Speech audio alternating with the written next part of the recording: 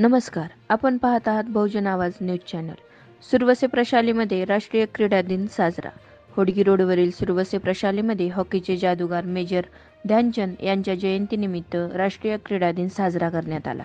कार्यक्रमाच्या अध्यक्षस्थानी प्राचार्या उज्ज्वलाताई साळुंखे, तर क्रीडा शिक्षक सचिन गाडेकर, प्रदीप रिसबूड, ज्येष्ठ शिक्षक विनायक घाडगे, ज्येष्ठ लिपिक श्रीशैल तलवार यांची प्रमुख उपस्थिती होती। उपस्थित मान्यवरांच्या हस्ते मेजर ध्यानचंद यांच्या प्रतिमेचे पूजन करण्यात आले। यावेळी या कार्यक्रमाचे प्रास्ताविक क्रीडा शिक्षक प्रदीप रिसबूड यांनी केले। क्रीडाचे महत्त्व सांगताना प्राचार्या उज्ज्वलाताई साळुंखे म्हणाल्या की मेजर ध्यानचंद हे हॉकीच्या खेळात खूप तरबेज होते, म्हणून त्यांना हॉकीचे जादूगार समजले जाते। त्यांची प्रेरणा घेऊन विद्यार्थ्यांनी क्रीडा क्षेत्रात भरघोस यश मिळवावे असे आवाहन केले। कार्यक्रमाचे सूत्रसंचालन व आभार शुभांगी सगर मॅडम यांनी केले। यावेळी प्रशालेतील शिक्षक शिक्षकेतर कर्मचारी उपस्थित होते। आज राष्ट्रीय क्रीडा दिन 2012 पासून दरवर्षी 29 ऑगस्ट हा दिवस राष्ट्रीय क्रीडा दिन म्हणून साजरा केला जातो। या दिवशी महान खेळाडू ध्यानचंद यांचा जन्म झाला होता।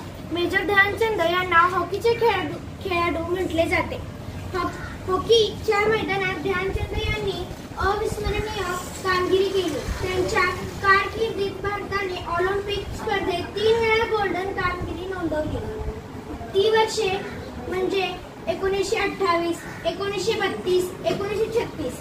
मेजर ध्यानचंद हे पण म्हणजे तुम्ही सगळे आहात, आणि महत्त्वाचं म्हणजे आज आपण ज्यांच्या फोटोचं पूजन केलेलं आहे आणि त्या फोटोमध्ये जी व्यक्ती आहे ते आहेत मेजर ध्यानचंद। मेजर ध्यानचंद हे मिलिटरीमध्ये मेजर पदावरती काम करत होते। सैन्य माहितीये मिलिटरी आपली, आणि ते स्पोर्ट्स म्हणजे हॉकीचे जादूगार म्हटलं जातं त्यांना। एकदा का त्यांच्या हॉकीच्या स्टिकला तो छोटा चेंडू आला तर तो कुठे जातच नव्हता, गोल करूनच माघारी यायची। बऱ्याचदा स्पर्धेमध्ये असं व्हायचं की यांनी काहीतरी चिप वगैरे चिटकवली का आतमध्ये, का लोह चुंबक आहे म्हणून जर्मनीच्या हिटलरने त्यांची हॉकी स्टिक, मॅचेस जर्मनीमध्ये होत्या त्यावेळेस त्यानं ती हॉकी स्टिक मैदानामध्ये तोडून फोडून बघितली की आत काही घातले का बरं बॅटला बॉल चिटकतोय, का बरं स्टिकला बॉल चिटकतोय।